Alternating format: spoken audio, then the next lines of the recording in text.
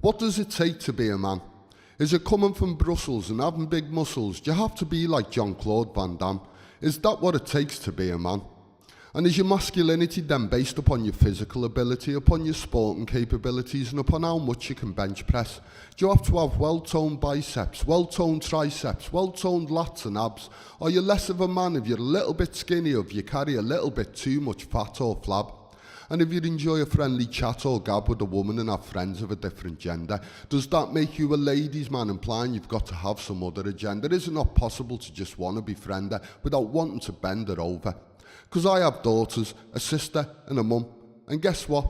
They're all women, and I respect them as human beings, and guess what?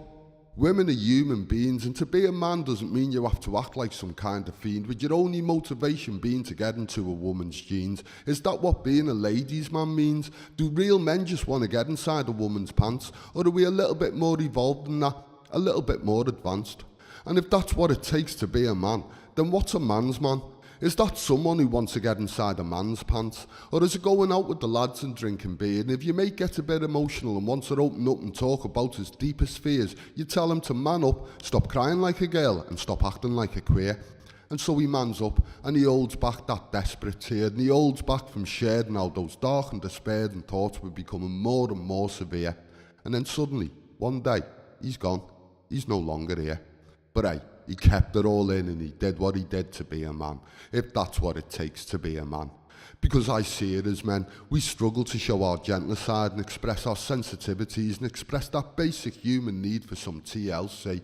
Yet we all need that love in our lives, and we all need that little bit of affection. But we're out there trying to be the one who's strong, who can stand alone, who has no need of protection. And it's reinforced in us, it's a condition. Men don't cry, and we're not shy of stepping up to a fight. Yet sometimes we all get scared, and sometimes we all want to take flight. And sometimes we all need someone to hold us tight and to reassure us that everything's going to be all right, because no man is an island. We all need that someone, that family member, that lover or that friend, that someone who we can show our weaknesses to and our vulnerabilities and be secure in expressing our insecurities, knowing that we'll be held and soothed tenderly. That need is not an indictment on our masculinity. That's not a slight on being a man, because sometimes we all want to run away to a quiet room, and sometimes we all need to be the little spoon.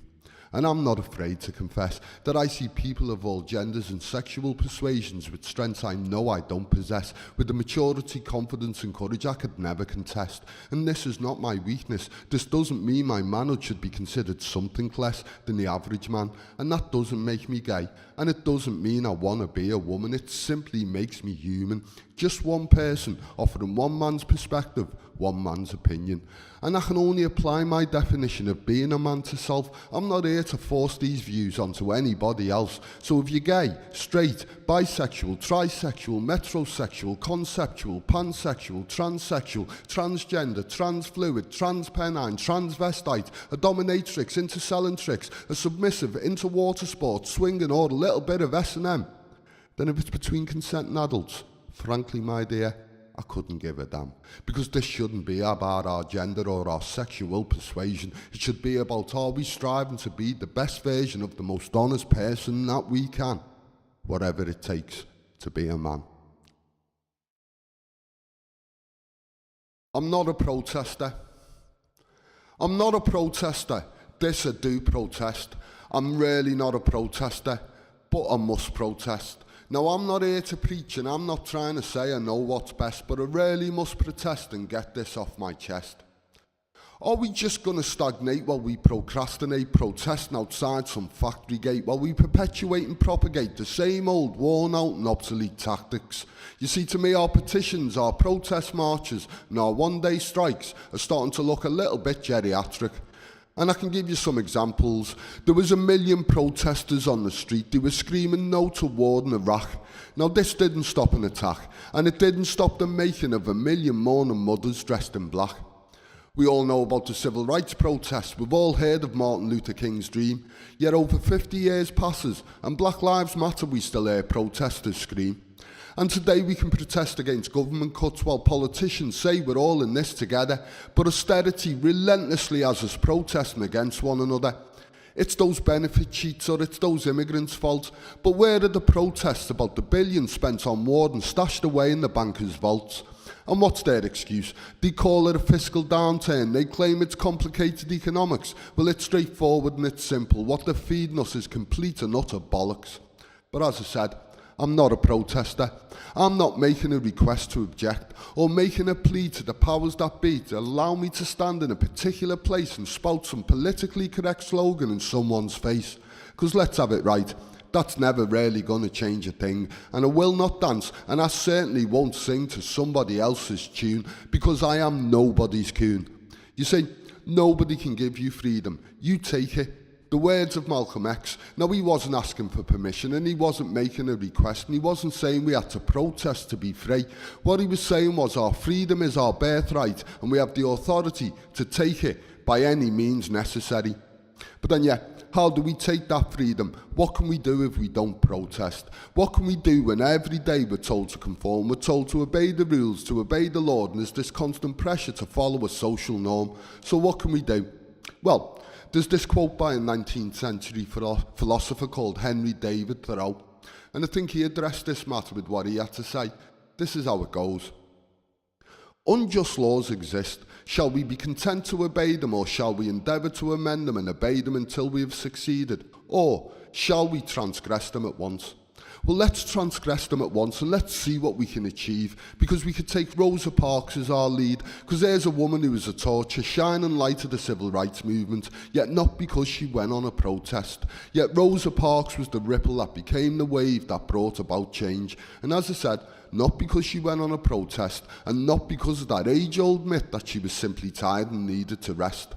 Because she was an activist, and she opted for some direct action, and she chose to kick up a fuss when she decided to sit down on a segregated bus and transgress a law she knew to be unjust.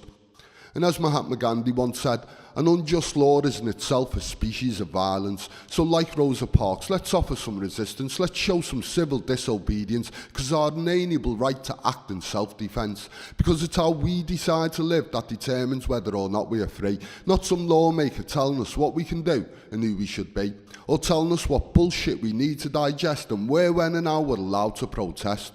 And I'm not saying we don't go out and rally against fascism and the elites and the Illuminati's control, but what I'm talking about are the things we can do as part of our everyday responsibility to break that hold. You see, we could step up, take charge of our lives, not just sit back and let these politicians decide, because we can live as we choose to. We don't need approval. You don't need permission to take your position. It's an autonomous decision guided by your own vision.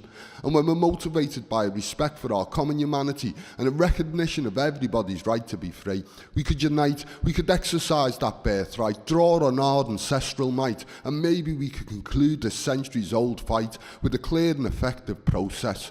Unjust laws, we simply transgress, and maybe we could put an end to these long and drawn-out protests, because as I said before, I am not a protester, even though I do protest. I'm really not a protester.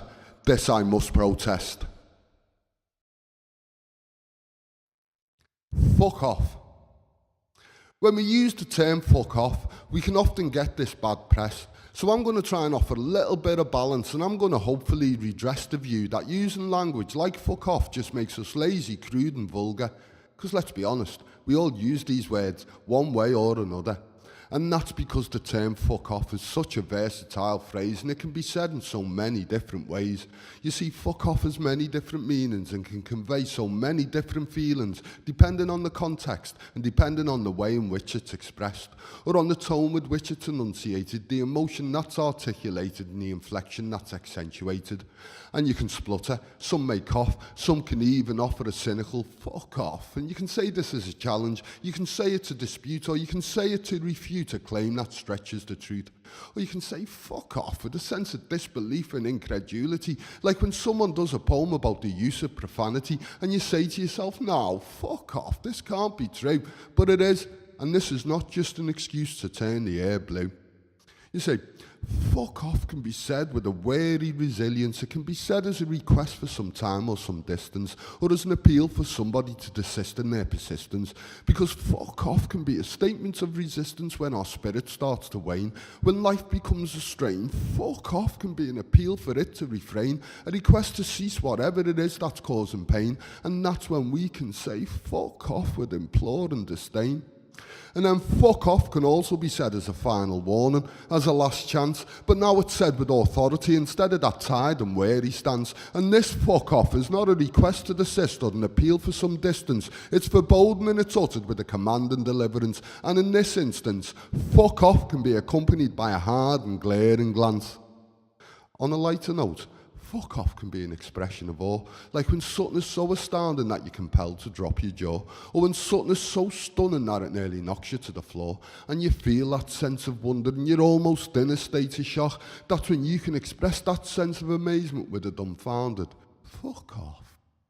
And then fuck off can also offer a perfect reaction for when you want to shout out loud in joyful celebration and you want to let out a victorious roar, like when your team scores a goal and it's a winning final score, or when you succeed against the odds and it's an unexpected accomplishment. Then bellowing fuck off, it's the perfect accompaniment, it's the perfect turn of phrase, the ideal compliment, because these two little words are a fantastic way to express, to shout out loud and clear, fuck off, I'm proud of this success. And then with a short, sharp snap, fuck off takes on its literal meaning. It's abrupt and to the point, and there's no misreading. It says it's time to be leaving, it's time to fuck off, and it's time to go. And I'm sure there's many more fuck offs that you all know, but I also think it's time for me to go and bring this so-called lazy, crude and vulgar language to a stop. So pardon my French, but I'm gonna fuck off.